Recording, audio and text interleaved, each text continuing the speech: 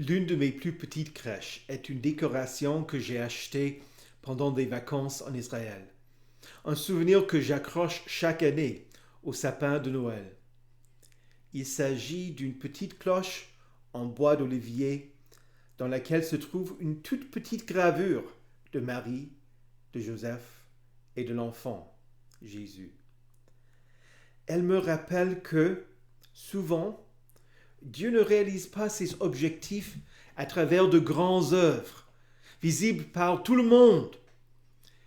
Dieu a fait naître d'Abraham, d'un seul homme déjà marqué par la mort, une descendance aussi nombreuse que les étoiles du ciel, pareille au sable qui est au bord de la mer et qu'on ne peut compter.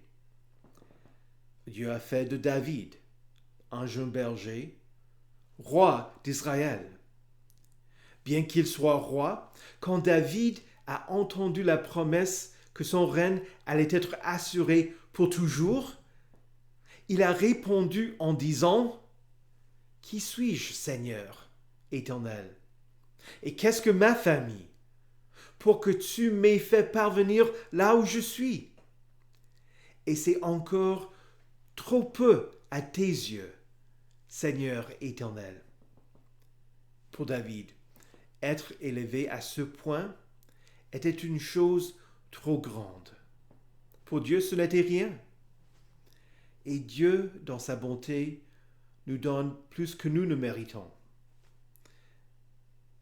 Quand l'ange Gabriel est venu vers Marie pour lui annoncer qu'elle allait faire naître le Christ, il est venu auprès d'une jeune fille qui n'avait aucune importance dans la société. Joseph, son fiancé, un charpentier, n'était pas un grand non plus. Et l'enfant Jésus, vrai homme, a commencé comme nous, tout petit. Les cellules ont commencé à se multiplier, son ADN dirigeant la formation de son corps.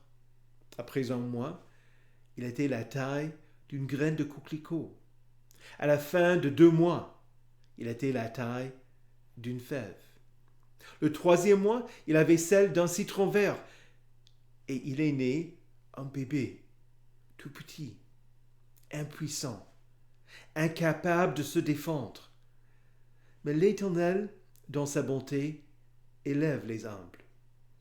Quant à Marie, elle a reconnu que Dieu l'avait élevée, insignifiante qu'elle était. Dans son Magnificat, elle dit « Mon âme célèbre la grandeur du Seigneur, et mon esprit se réjouit en Dieu, mon Sauveur, parce qu'il a porté le regard sur son humble servante. Il a renversé les puissants de leur trône, et il a élevé les humbles.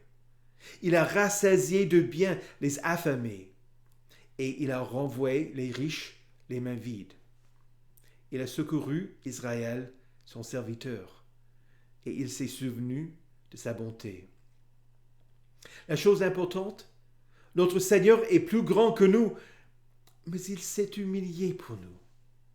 Jésus est venu pour les petits, les enfants, les faibles, les perdus, les pauvres, les simples, les malades et les vieillards.